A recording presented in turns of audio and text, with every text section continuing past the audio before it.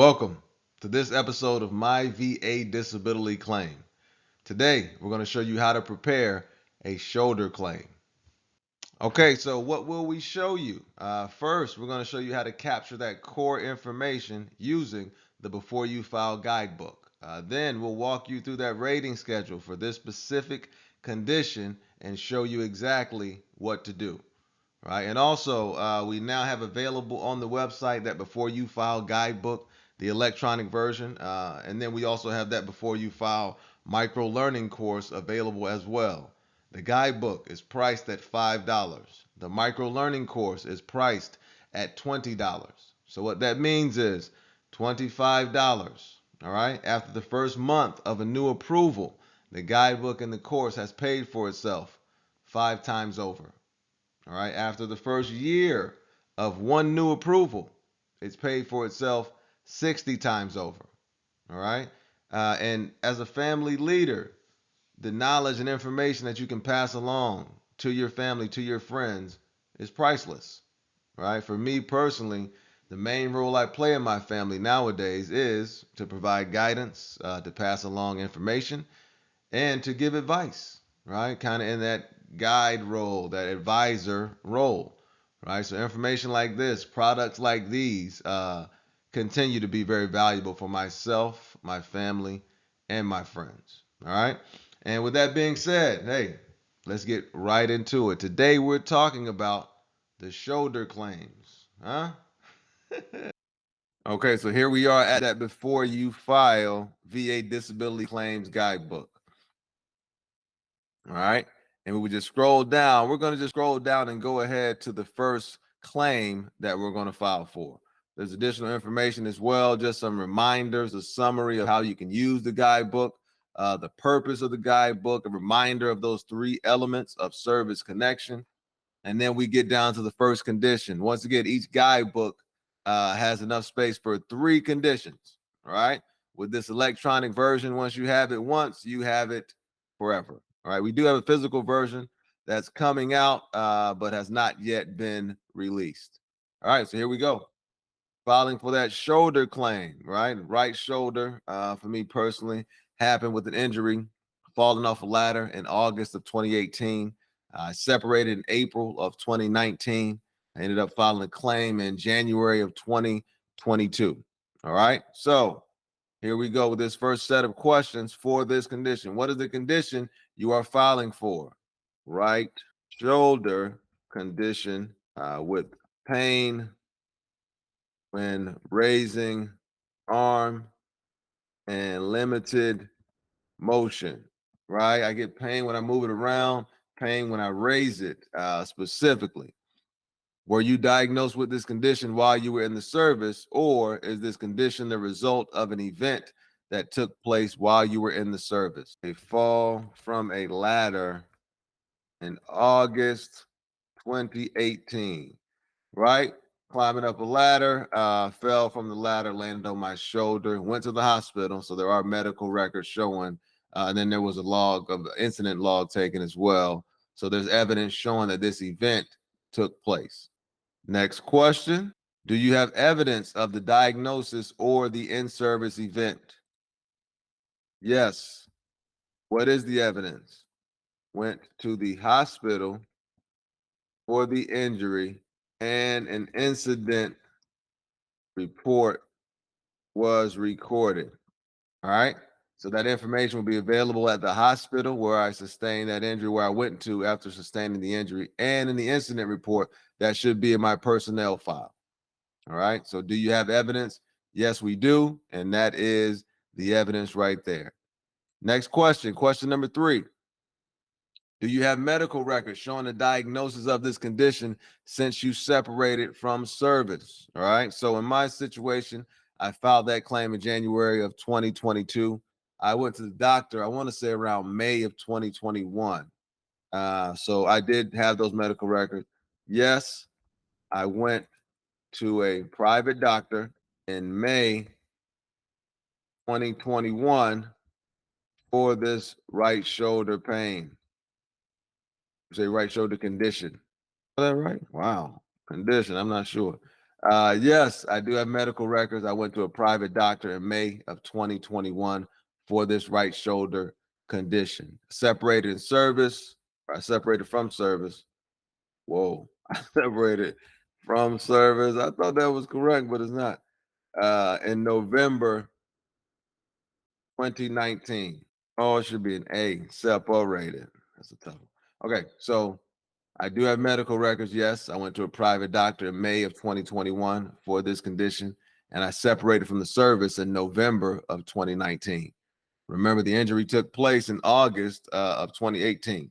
All right, next question. Question number 4. What is the date on the medical record showing your first diagnosis for this condition since you separated from service? Okay, and that was, what was that, November of, let me see, May of 2021. Okay, date on medical record since separation, yeah, I can't spell, since separation was May, let's say 14th, 2021. Separation, not ration. All right, we get it soon. What is the date on the medical? What is the date on the most recent medical record showing your diagnosis for this condition since you separated from service? Okay, so I filed this claim back in January of 2022. Between May of 2021 and January of 2022, I didn't have another visit to the doctor. All right. So the most recent medical record would still be that May 14th, 2021. The most recent medical record is dated May 14, 2021. Next question. Question number 5. How many years are there between your separation date, which means November 2019, and the date of your first diagnosis for this condition since separation? Year I separated was 2019. Year first diagnosis was 2021. So a little over 2 years, a little over 1 year, a little over 1 year between separation date and date of first diagnosis. And we just mean the first one since separation. All right, so I separated. Wow, this is really gonna haunt me, huh? So I separated in 2019, November 2019, and got that first diagnosis from a private doctor after separation in May of 2021. I should have went to the doctor as soon as I separated. Yes. Once again, pass that information along. You have someone that's separating, let them know, hey, go to the doctor. Start getting those records ready. Start getting that evidence ready. All right. So next question, which is the last question. Have you looked at the rating schedule for this condition? So for me, yes. After looking at the rating schedule and at your medical records, which rating does your evidence support? All right. So now we'll go to the rating schedule and compare that with the medical evidence that we have. Now, when I go to the doctor for this condition, I let them know range of motion is painful, right? It's limited. When I move it in certain areas, there's more pain. And also, when I lift it up, there's pain, right? About 45 degrees or so. Really couldn't even get to 90, right? At that point. So that's what I let that doctor know about. So from here, we'll go to the rating schedule.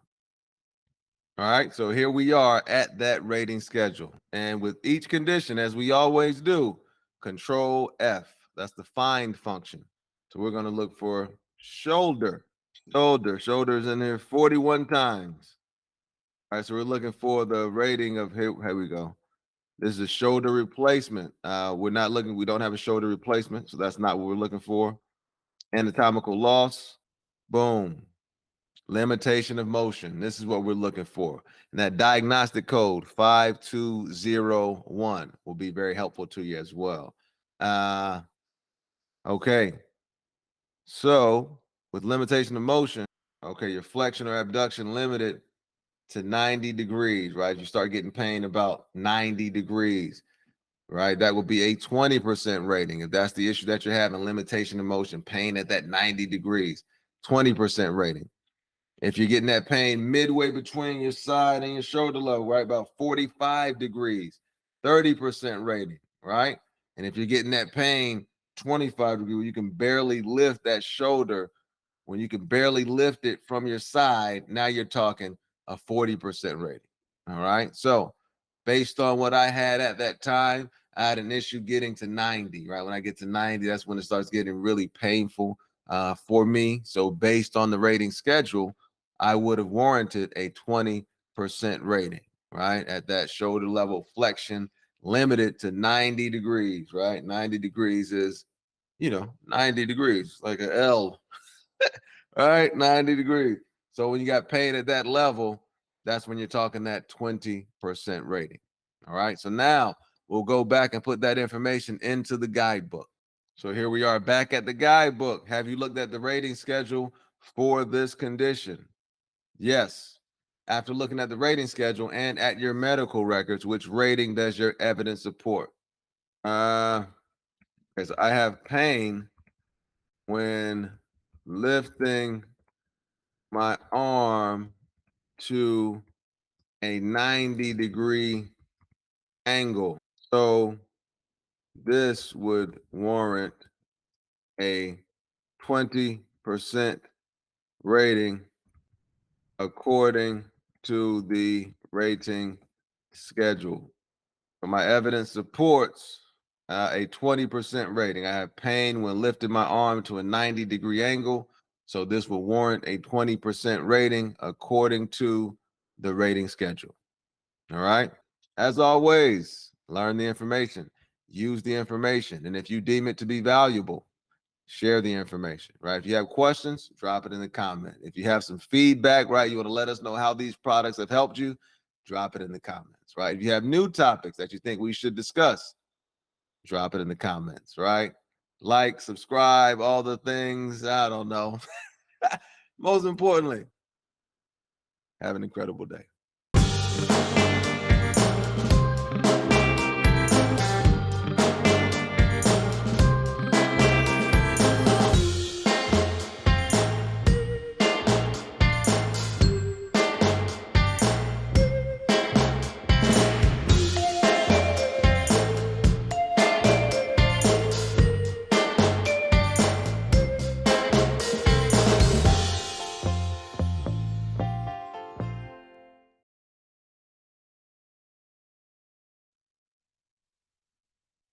Okay, so as always, we start with Google.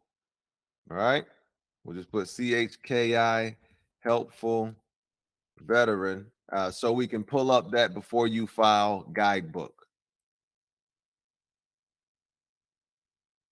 Helpful veteran, CHKI, the Carter Hughes Knowledge Institute once again. So we just come here to the helpful veteran section of the website. You just scroll down, maybe a little more than halfway down to the page. You have other valuable tools here as well that could help you with an array of topics. All right, so here we go. That before you file VA Disability Claims Guidebook, you just click here, download it, and then from there you could access the guidebook. All right, so now let's go to the guidebook.